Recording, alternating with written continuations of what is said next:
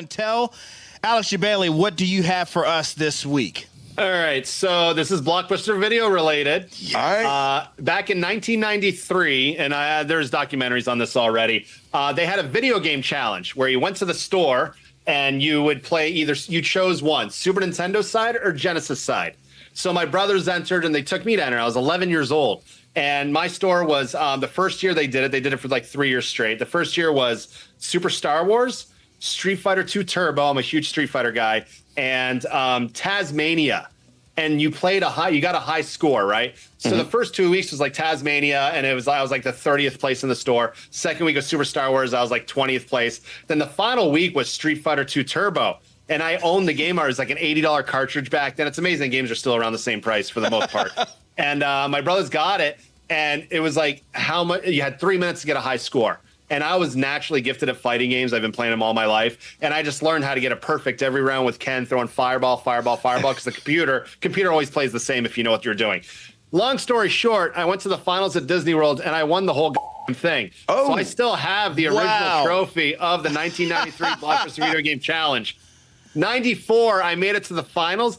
I had to go to Lebanon with my parents. They're like, you can't win everything. I'm like, yes, I can. So I cried for like a week and I just couldn't enter it. The third year, I made it to the finals again. My sister started working at the Blockbuster Video, so I got disqualified for being a family member. Oh, come on. So I guarantee that second year, my score, it was like NBA Jam, Judge Dredd, and some other games. My score was so high, it was actually the highest score in the entire country. I was just on something in the 90s. So, but the cool thing about it was, this is the story about Alcatraz. After I won this, the prize was a trip for 4. So I took my 2 brothers and my mother to San Francisco. I got to go to the Capcom office, who makes Street Fighter, the GamePro office at the time, and EA Sports. I actually got to tour their offices. They showed me how sound design was done. They showed me like the Super Nintendo beta cartridges. They were just amazing. They were just like electric boards, right? And I was 11 years old. So I didn't fathom what it was really going on. Now that I look back, I'm like so grateful for it. But that changed my life, and where I was like, seed planning. That was seed planning in what you're doing today. And then you fast forward it, my next prize possession, I got this award from EVO.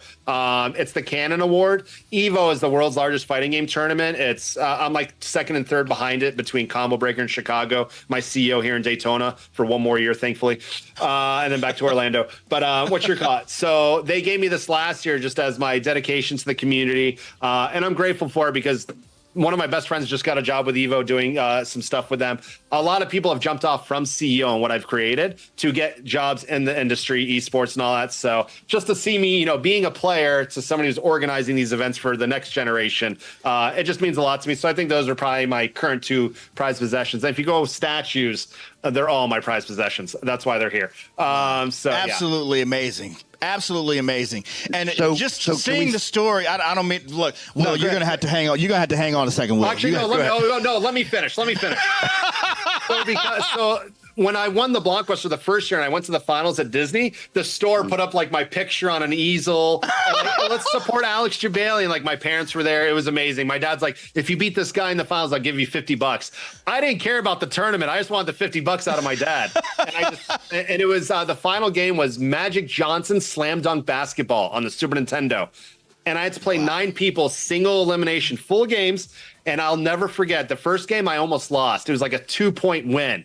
And I was nervous. I was scared. But when I beat that kid, something switched on. And I discovered a glitch nobody else knew that whole day where you could pump fake the computer and just run around him and dunk because that game was impossible to make 3-pointers. So I did the same shit. And I was beating everyone by 10, 20 points. And the Blockbuster staff in the crowd had an air horn. And like, guys, every time I score, I'm going to raise my hand. You're going to hit the air horn. After like the 5th air horn, people are like, shut up. But the end to that is, because of that, my sister got a job at Blockbuster.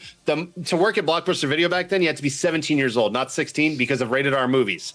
Yep. To be a store manager or an assistant manager, you had to be 18 or graduate high school. I worked there on my 17th birthday. The day I graduated high school, I was 17 because I was like an August baby. they go, hey, we're opening up a new store. We'd like you to be the assistant manager there. And so for 2 years, I worked at Blockbuster Video, all because of that challenge and, having an easy job. And I was known as the Blockbuster guy in my high school because people would go there every Friday night to rent stuff. So big history there. And then when I, went off to college and stuff, that I got out of that job. And now Blockbuster's gone because they didn't listen to Netflix people. But when I worked there, I have one regret from Blockbuster Video.